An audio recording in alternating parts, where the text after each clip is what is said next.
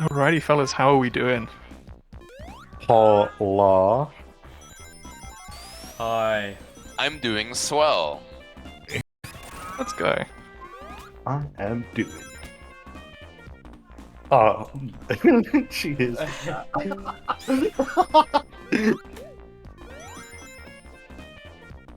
Alrighty, well, folks, what's gonna happen in this run? What are we expecting to happen here? Oh right. Wait. Okay. I thought you. Okay. Hello. I'm Frigo. This is T Pat. We're gonna be doing a Sonic and Knuckles race. We're gonna be racing as Knuckles because he's the superior character. And we're gonna be doing it glitchless because glitches are too hard and we're wimps. Well, I'm And not. on. I'm not. Well, You don't shut- count me in. Okay, shut up. On comms, we have the illustrious Joey Baby 69 with us. Hello, you succulent devils, you. And Hibbs is going to be helping him out with that as well because Hibbs is so lovely. I'll try my best. I'll try my best. You always Yeah. do. Yeah, so this category has some decent love over the past year. We had a tournament of this exact category over a year ago. And ever since then, we've had a lot of runners just continuously playing this category because it's generally a very fun way to experience the run overall. Knuckles has a lot of unique gimmicks that makes the run just really interesting to run, especially since specifically in the glitchless category, it's you can see a lot more of like the overall level layouts, and it's a really fun time and a relatively short run too. Mm. Yeah. Yeah, definitely been one of my favourite categories to run. Someone's echoing. Uh-oh. Uh-oh. But yeah, oh, who is echoing? Hmm. I'll put my my noise suppression back on. Hopefully that makes a difference. Either way, I think as long as the echoing isn't too bad, we can always go to an intermission if it's worst case scenario. But, fellas, you ready? Yeah, ready. Yeah. Right. Should we do it how we Yeah, usually we do should it? do it. So yeah, reset in 3, 2, 1.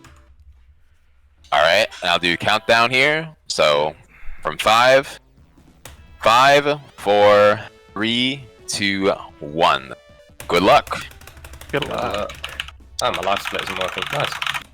Don't worry, I'll use T-Pat's splits as a reference. All right, so starting off, we'll have both runners taking at the top route here, immediately fire bouncing on the top.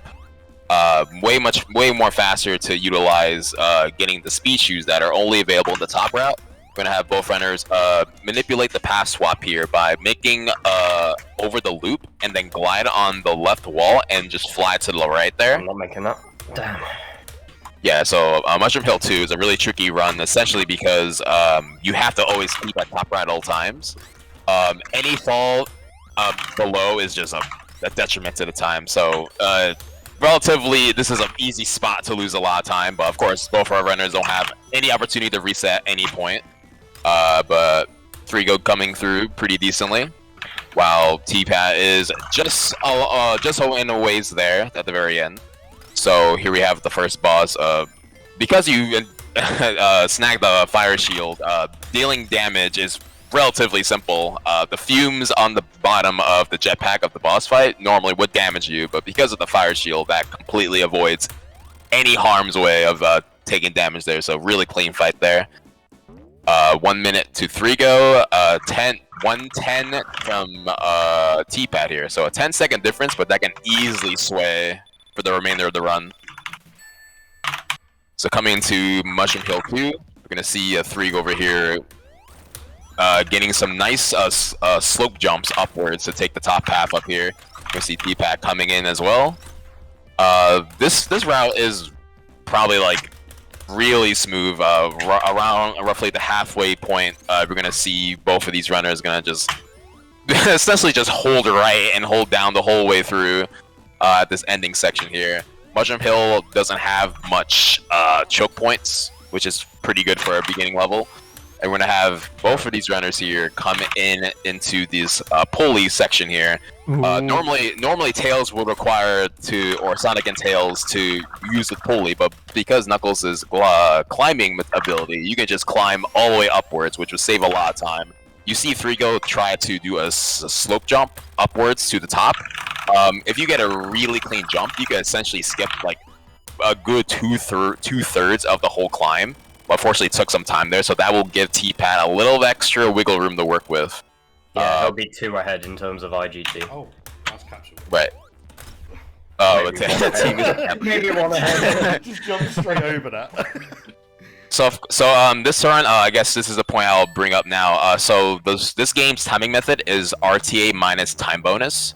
So essentially, raw real time attack, but we do exclude the time bonus because a general thing about time bonuses is that the faster you are, the longer the time bonus lasts. So raw RTA penalizes you for how much faster you go. So because it's a bit unfair, we just exclude that overall. So Flying Battery is one of the earliest choke points of the run. Early on here, there's a chance these runners could fall because there is a complete empty pit from below. But Threego coming through just fine, gliding over the giant chasm over there. So there is a big cycle that is coming up where Threego is right now.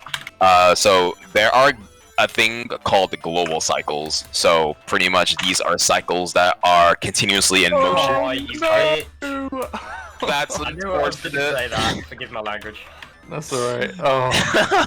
Yeah, so this is a big point here. So this inconveniently spikes on the far left, or flames I should say, that if you land at just the right or just the wrong time, it could just send you right back down. You have to wait out through the whole section all over again.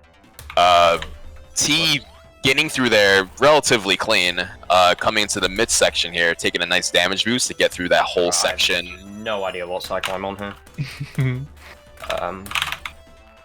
Yeah, so this is the part where, yeah, so you saw Threego staying there for a little bit. So this whole level is working around cycles. So those crushers there with the spikes on them, if you roll under them or go above them at the wrong time, you can just get crushed death, and that is not a favorable thing to happen to any of these runners. So the optimal path here is to actually push this spike here, which for some people may not even know it exists or it was even pushable. I didn't even know that till like much later. And you can hold a spin dash, which is actually faster than just pushing at it normally. And we have both runners at the boss here. So this is Gapsel. So there's not much you can really do to speed it up. You just let him hit himself for 6 consecutive hits here. So 158 from T, very nice. So that will get T in the lead here, but anything can change. Oh yeah, Mr. Tickles, of course. How could I forget? I think that's the canon name. So in Flying Battery Act 2, we're still running with global cycles, but what's interesting is that Flying Battery Act 2's global cycles are continuous from Act 1's global cycles, so it can actually the positions of the global cycles in Act 2 is dependent on how fast or how slow you do Act 1. So they can be relatively less in your favor, just dependent on how good or bad your flying battery is. You see a lot of waiting happening here. I'm glad they changed this in Mania, where these things don't exist at all. It's just you just wait till the opening comes up. I'm so glad. Yeah, it is a relatively straightforward level. There are risk of getting crushed by the spikes that goes up and down. The crushers there, as you can clearly see there. This is so sad. Yeah. So okay. Yeah. So T's gonna get some rings back and just try to get over, because it's easy to accidentally get crushed again in that scenario. So I have to back up for some rings there. So coming into this ending section here, you're gonna see T like just take it relatively safe to go under those final sections of spikes there, and take Spider Steve there. Thank you for your service. So this will give Threego some decent time back Obviously, not having the death was a really nice in Flying Battery 2. A lot of love for Spider Steve in the chat. You love to see it. My guy. Yeah, so here we have a very thrilling boss here. Shoots the laser X amount of times, and you just wait. Yeah, this is really thrilling. If this was glitched, then you can actually clip through the laser on the far right by going fast enough. But since this is glitchless, that is definitely not allowed. So both runners are at the exact same point, but definitely within a couple second deficit. Difference here. I believe T still has a 13 to 14 second lead in terms of IGT. So here we see T-Pat getting the first clear. I'm gonna have one more mini auto-scroller here at the end of Flying Battery 2. The floor has to rise up all the way for the boss to appear. So our runners just have to just climb up to the top here and just wait it out, essentially. So it's just a good old freestyle session at this point. We see some. Yeah. Sorry, I'm just spacing out. Yeah, no worries. All blows together at this point, the run. So yeah, so here we have. So for this boss fight here, we're gonna see both of these runners take an potential damage boost, so they can hold a spin dash inside the boss fight here. Beautiful. It looks relatively risky due to the fact that you won't have any rings into the spot, so both our runners will position ourselves accordingly in between the spike arm and the flames that he shoots out, and get a relatively clean fight there. Very good for T. And Frigo coming in with the same strat here. Nicely done. 324. Pretty good. Yeah, 324, 322. Pretty good for both runners. Well, excluding the death from T, but still holding out with the lead here. So we have a Sandopolis Act 1. So at the very start, both of our runners wants to get a glide up and hopefully make a specific crusher cycle that is engulfed in sand, or you have to go under the sand to get through. Cycles loses you. Oh, that's unfortunate. So a lot of these cycles, well, in Sandopolis specifically, there are in increments of around 4 to 6 seconds per cycle. So you are waiting a decent bit every time you miss a cycle. Now I'm definitely not getting it. Yeah. So interestingly enough, so Knuckles is able to break through like these very unique stone walls that no other character can do. So he can take a very unique route that no other character can, and it's a really like a much faster route than Sonic has to go through. So another annoying quirk about this level, or just like the game in general, it's possible to get a bounce on like a slope on the ceiling, and normally you should roll right on the ceiling, but sometimes you just get caught on the corner of it, and you just lose all your momentum, and that can make a difference between you make a cycle, whether you make a cycle or not, and that's just like a full 6 seconds you lose. So it looks like both runners got some penalties in terms of cycles. The game was just not working in their favor. I was 2 cycles down there. Yeah, I believe T was down. I believe T was down by 1 cycle, but yeah, So a cycle difference, so around a 6 second deficit for Thrigo. But we are coming into Sando 2, which could be an even bigger deficit, depending how it goes, because that's another cycle level as well. Hardest level in the game, I'd argue. Yeah, so we have Egg Golem. Yeah, so there's a running theme here of how much waiting there is in this run. So a lot of waiting here. And a nice quality of life thing that a lot of the fan games have done is speeding up this fight here, where actually damaging the fight, damaging this boss can speed up the overall fight tremendously by giving him more slide when you knock him down on the ground. So one of the really cool things about the fan games, but in this instance we do have to wait. So here we have Sandopolis Act 2. So the main gimmick here is when the level goes dark, you'll have all these ghosts appear that would attack you, but relatively they're not a big deal at all. They're just useful just so, you know, you can get through without having to worry about managing whether the ghosts could damage you at what point of the level or not. So we have a lot of gimmicks involving having to push through doors and opening up areas here. This is also a level that could easily accidentally glitch in, because it's possible to clip through floors if you're going down towards them at a really fast angle, like while you're dropping.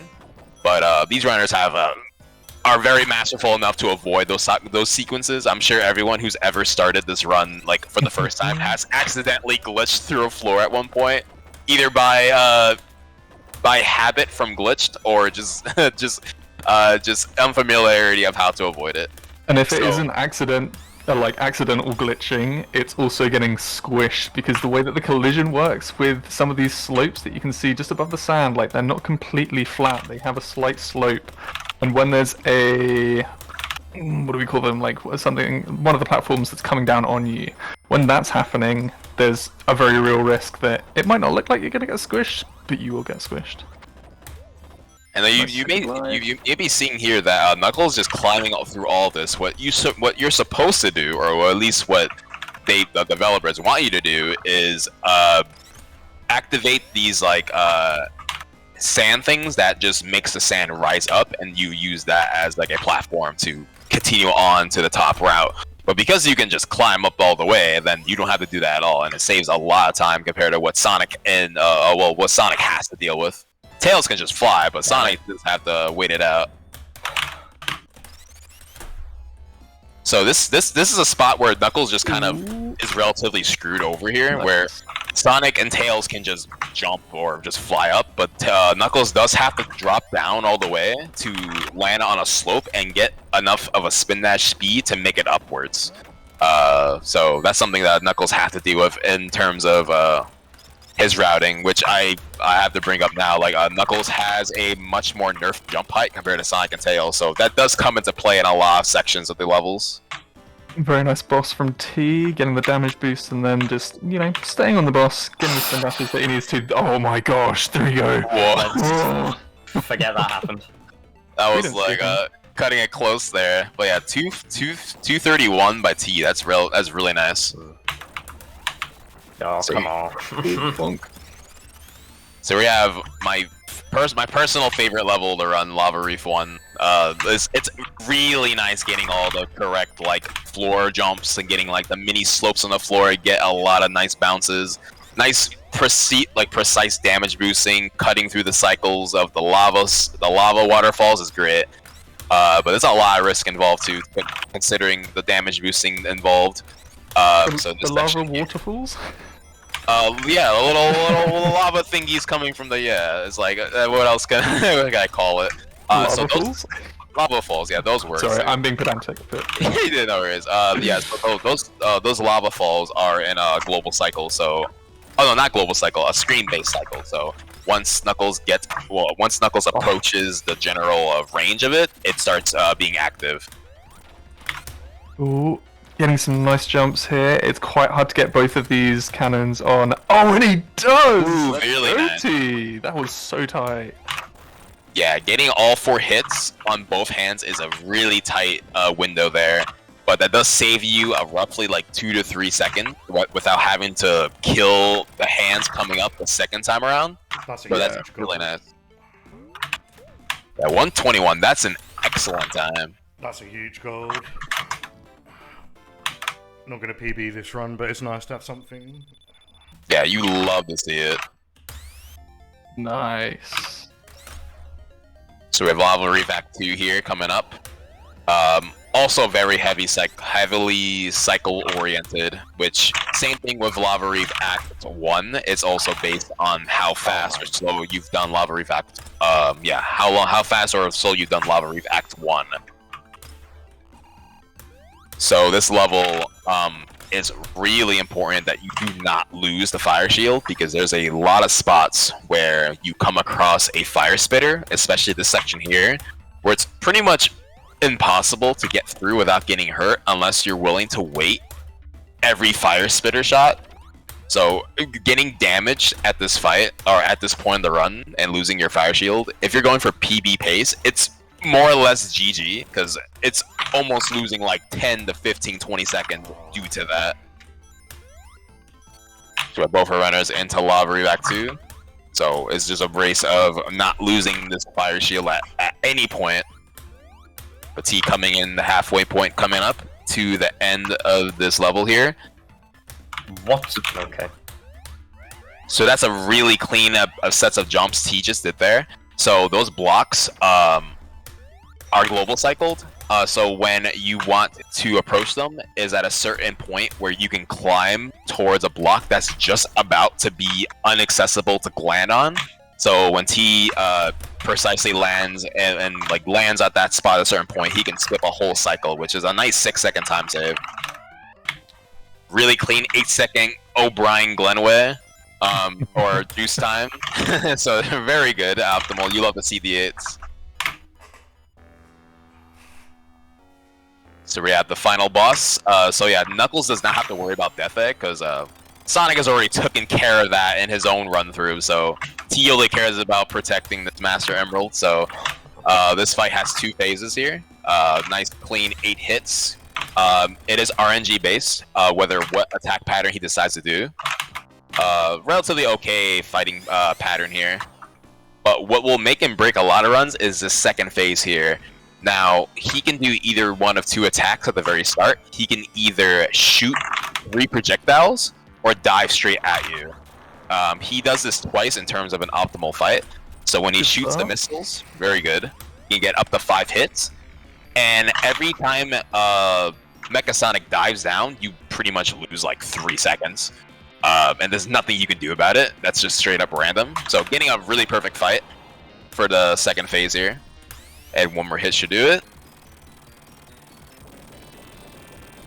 Nicely done. That's looking like is a GG for Teach. 18 in a race. 18 in a race. I'll take that. That's solid. Yeah. 1857. We take those. So it may look like 19 in your guys' feed, but because we skip the time bonus. That is an 1857. So a sub 19 in a race is fantastic. Well, it was So about now- 2 years ago. 3 years ago, who knows? Go on, Frigo. Nicely done I had a terrible lava reef. Nerves got to me, but Chat better be giving their energy to Frigo right now. Yeah, let's go, chat. Yeah, we got 1 more fight here. So what do we think the good RN? This is so sad. what happened there? Did he just... I spin dashed and he still killed me. That's I haven't That's seen that whack. before. Might have been lingering on his hitbox for too long there. But the spin dash animation started. I do know that. Yeah. Huh. That was weird. Okay. Yeah, that was. Yeah. We'll have to investigate that in a bit. See what happened there. Unfortunate. Not how I wanted to end this, but oh well. Yeah, Mecha Sonic do be doing some trolling. It's alright, It was as long all as going you well. don't get swooped. Watch, I'm gonna guess like 7 swoops or something. If you get swooped, My PB has 3.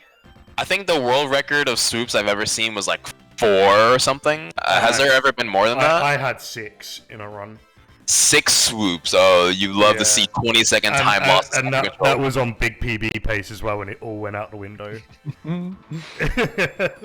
Went all out the window. Oh, no swoops, there we go. Oh god. Nicely done. Yeah, I think you just maybe lingered too long on the spin dash in that last one there. GG, And GG. that is... GG. That's GG not how I for wanted Frigo. to end that, but it was a fun race up until like Lava Reefish, and then I just it didn't go very well. But no, well played T. He's been putting in a hell of a lot more effort than I have, admittedly, and he's been going for a world record, maybe even 17. So I definitely recommend checking T out more than I would me. Yeah, I've If been you're, on the into world the record category. grind on this for like the last 3-4 weeks now, Yeah. and yeah, it's been mega tilting. Yeah, I believe 1810 by Hardy is the current record, so considering we had an 18 in this run, yeah, T is not far off. But yeah, this is a culmination of a lot of effort between, of course, our 2 runners here, as well as the entire community that came together and helped host this and run this tournament, and everyone who participated as well. So this is a giant community effort. This run was is not what it was words are hard. It's not what it once was before the tournament, so it's nice to see a lot of developments coming through, and we may see some more world record improvements at one eventually. If T has anything to say about that? Hopefully soon. I've had like ridiculous paces into Sando 2 the last couple of days. One of them was 18:01, best possible time. Into a Sando 2, and I just keep throwing at the moment, but that won't last forever. So just got to get the magic run. Well, that sounds like community shoutouts. Fellas, shout yourself out as well. You go first, Frigo. Go on. Hello. Awesome, good job. I speedrun over at twitch.tv/3gotistical_. There's an underscore at the end of it. I do a lot of things. I'm planning on doing some Portal 2, if anyone's interested in that, in the next couple of weeks. And every now and then I'll be doing a bit of this category, a bit of Sonic CD 1993. Maybe, if I'm really insane, a little bit of Sonic 2, but I don't think anyone wants to put themselves through that misery. So if you're interested, you can give me a follow. It's always much appreciated. Very catching strays with that one. Okay, 3Go. T?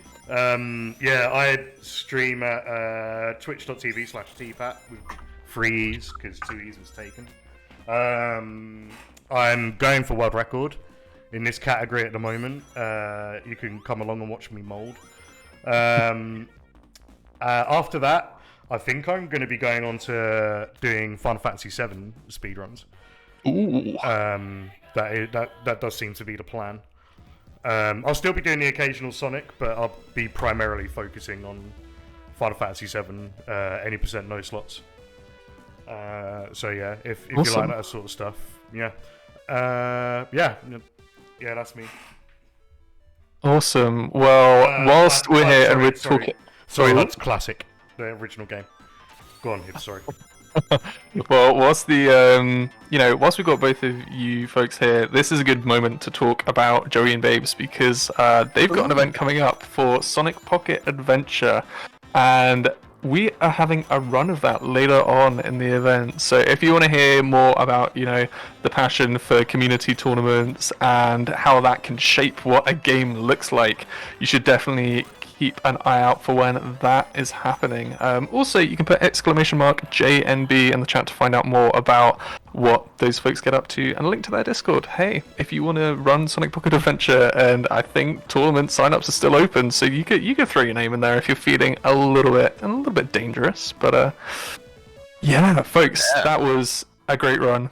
Thank you guys so much. Joey, we will be hearing more from you later, I know. So yes, thank you.